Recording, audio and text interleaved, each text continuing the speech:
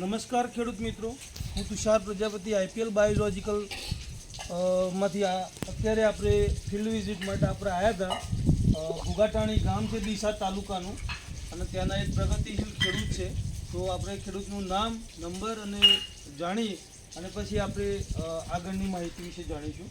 તો આપણું નામ અને મોબાઈલ નંબર જણાવો. મારું નામ ચોથાજી સગનજી માળી છે. મારો મોબાઈલ નંબર 94 છે.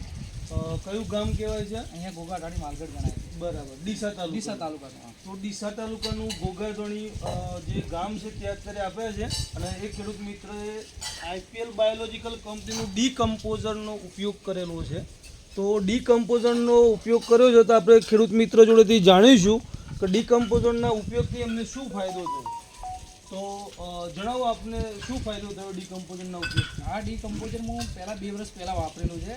જ્યારે હું દામાંથી આ રબડી લાઈન નાખતો ને એમાં ડીકમ્પોઝર નાખ્યું તો 2 વર્ષ તો મને રિઝલ્ટ સારું મળ્યું. મેં ગઈ સાલ ડીકમ્પોઝરમાં ખાલી રબડી નાખી ને તો થોડું મારે નેમોટોડનો ને આ હડવાનો પ્રોબ્લેમ ઓછો થયો એટલે મજા ના આવી.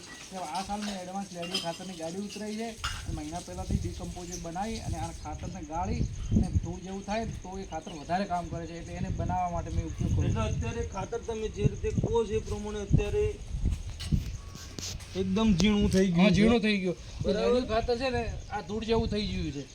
જે ખાતર પૂરેપૂરું અત્યારે કમ્પોસ્ટ થઈ ગયું છે.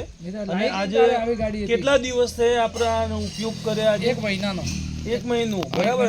30 દિવસ અત્યારે અમને આ ડીકમ્પોઝર ઉપયોગ કર્યા ખેડૂત મિત્રોને થયા છે. અને તમે ખાતર પણ જોઈ શકો છો, એકદમ પાવડર સ્વરૂપ જેવું થઈ ગયું છે. એટલે પૂરેપૂરું કમ્પોસ્ટ થઈ ગયું છે. અને એમાં હું બીજી બનાવવાનું ચાલુ જ છે. અમારા ઘરના ઉકરડા માટે કરીને હું બેરલમાં બનાવી ચાલુ જ છે. અને એ ઉકરડામાં પણ અત્યારે ડીકમ્પોઝર આપણે અહીંયા બનાવેલું છે કે જે આની અંદર અત્યારે ઉપયોગ થઈ રહ્યો છે. તો ડીકમ્પોઝર પણ અત્યારે રેડી છે એમની જોડે.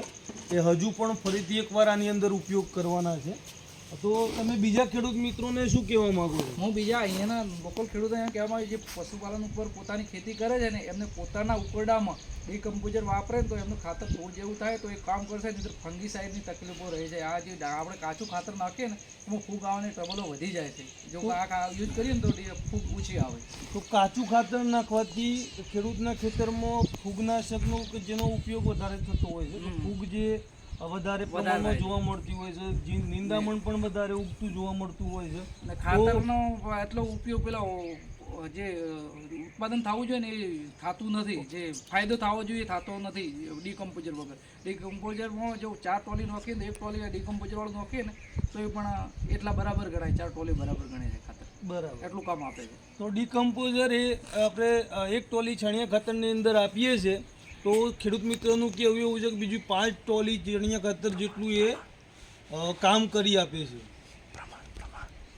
તો ખૂબ સરસ, આપને જે પ્રમાણે આપણને ડીકમ્પોઝર વિશે માહિતી આપી એ બદલ આપનો ખૂબ ખૂબ આભાર. આ ડીકમ્પોઝર ને ખરેખર તો જો 3 થી 4 ટનમાં 1 બોટલ વાપરીએ ને તો વધારે રિઝલ્ટ આવે છે.